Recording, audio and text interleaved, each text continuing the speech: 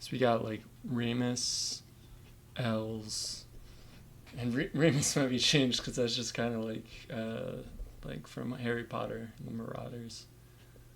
There's just like a stand-in name. I like the name Rem.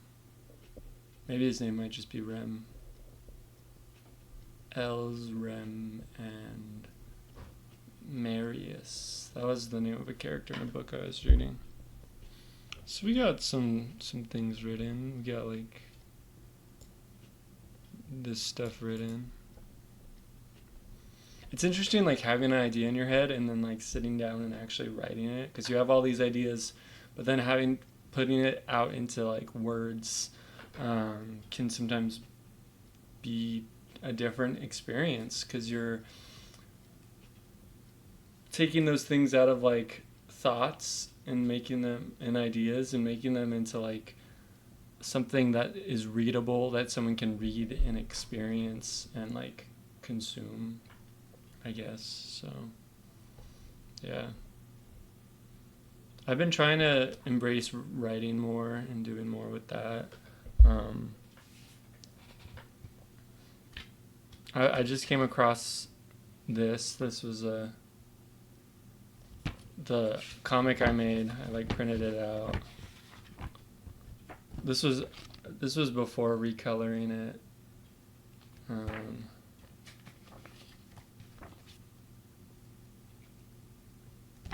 So I ended up giving it more of like a fall feel, but yeah, it was cool like printing it out. I want to do something like that again. I've been seeing a lot of stuff about like zines.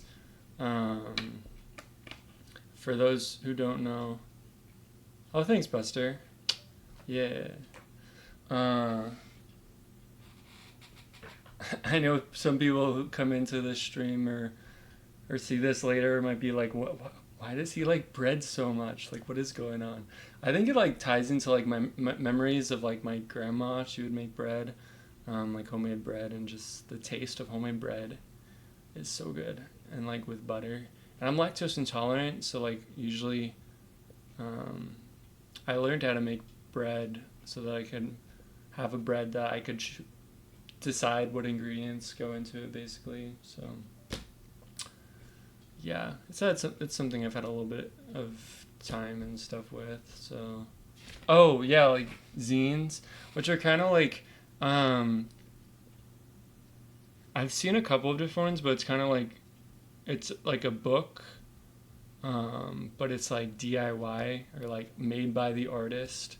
Sometimes they're made by hand and then scanned in, and then someone could print it off and then like cut and fold it. So then it's like this little like booklet thing, and they're just really cool way of artists like making something physical, because like in this world right now you got a lot of stuff that isn't physical. Like you got social media and just like the internet, and like generative AI. So it's like it can be really nice like returning to something that's more physical and real, something tangible that you can hold in your hand. I was watching a video by Jake Parker, and that's something he talked about, like make something physical. You want it to be tangible, something that someone can hold in their hands, visible, has an emotional impact. Kind of like this. I redid the cover because this one's kind of, the contrast is, it's not amazing. But so yeah, it's really cool to make something physical, because someone can take that thing and hold it in their hands and pick it up and read it. It's like with I'm gonna get on a soapbox here, but it's like with like Instagram and Twitter and stuff, like posts, you post your art and someone maybe spends like 5 minutes with that, but with like a comic book or something physical that you put it on your shelf, it's with you possibly the rest of your life, and maybe gets handed down, like gifted to someone, or passed on, and different people open up that book, and there's something super cool about physical media. So Buster said, yeah, there's another level of connection with physical comics. Yeah, no, definitely. I agree with that. Man, I hate it when I like change windows and it does that. Yeah. I wonder if there's a way to turn that off. Yeah, so like what was I gonna do? Oh yeah, I was gonna change the music, but it's fine. Yeah, so like that's something that I've been trying to figure out. The other interesting thing with that though is like with why zines I think are really cool is it's like handmade by you as the artist, and it's you putting in this like time and stuff into it, and it just really makes me want to try doing like collage again, which is like when you're like a kid and you'd cut out magazines um, or newspapers and like post them onto a poster and or like a piece of paper and make like this collage of things. And it's a cool way. Like some of my old notebooks kind of have like a collage of stuff, and I think it's a really cool thing. Um, but with zines, it's like you've made it, and if you needed to, you could like just give that to someone in person. The thing with physical stuff that's interesting that I'm still trying to figure out how I want to go about it is like with stickers, for instance, or prints. Like you get those done by a company, and usually it's a company like overseas, and if you're doing it like print on demand, then you never really see those stickers. They just kind of go to someone. And but at the same time, I don't want to like buy all those like printers and stuff and make. But maybe I might end up doing that because it's just I feel like there's more connection um, in that physical thing, and you can control like what you make. You know, you don't have to worry about other things happening and all the crazy ship. Well, I guess you have to worry about shipping costs still, but yeah. So I think it would be really cool. I would like to make something like that. Buster said you can crowdfund, but you need an audience first. Yeah, that's true. I need an audience first, and anyone that like wants to crowdfund or get into that, you need an audience first. Um, Crowdfunding is interesting because a lot of times, I think is it Kickstarter? One of them, there's a lot of stuff that you have to make sure that you have like up front because they don't want people just like the barrier to entry is a little bit like you need to prep it, I guess, because they don't want just tons of people making Kickstarters out the wazoo, you know, just like I could see that going crazy if there wasn't any. If you could just like if I could make a Kickstarter today without any like backing or like I don't remember exactly what it was, but like it makes sense because you wouldn't want that because yeah. Yeah. And it's funny because I watch, this is kind of just like artist chat, the things that an artist goes through. When I watch videos on being an artist and promotion and all that, promoting your art, and you need social media to promote your art and stuff like that.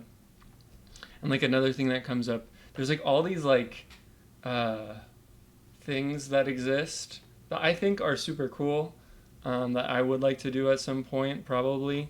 Um, but sometimes you feel like as an artist you need to do them. And I think like that's not the case. You can take your own path, and I think there's a lot missed in the physical like real world. I'm saying that while I'm like streaming, but yeah, like one of the things that a lot of artists do are like art books, which is just kind of like a book that you can have like a physical book filled with the art that the artist has made like during that year, or maybe for like a certain project. Like I have an Art of the Spider-Verse book, that I should read that and look at that more.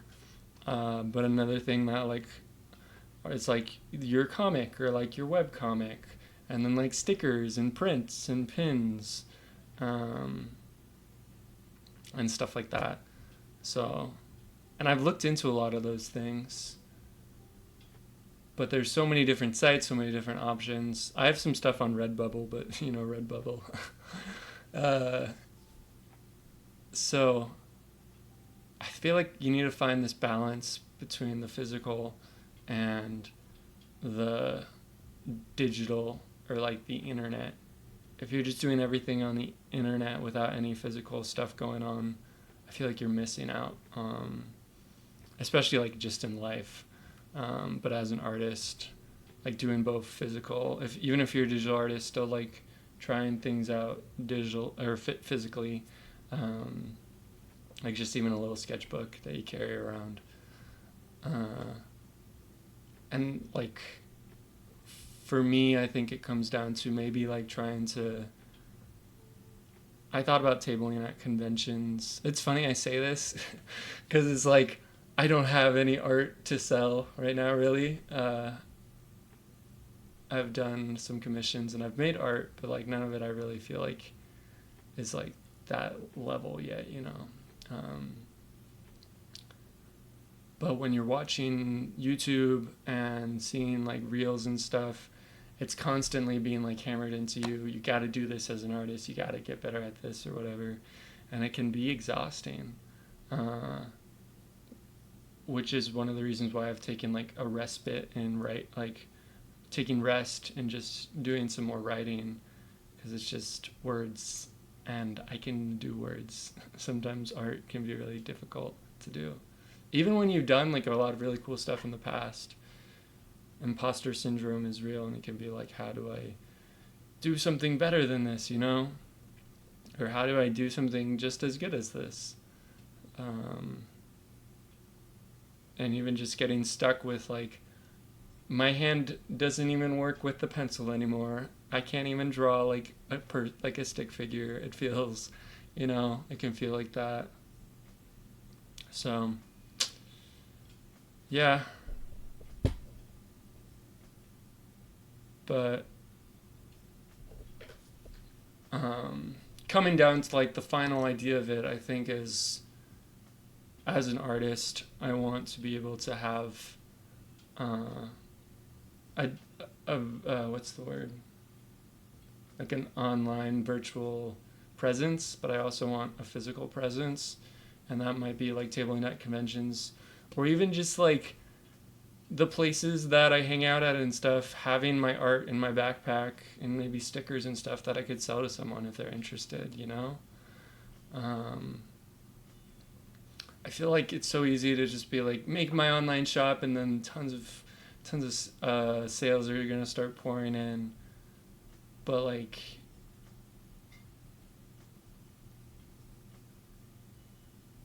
it can be so disconnected. That's just been my experience. Like, and I'm not like paying for ads or anything to promote, but yeah. So I don't know. Figuring out some stickers that I would like to print. I probably need to draw some things to make those stickers. But then just having them on hand so I can sell them to people. That's an interesting thing, because it's like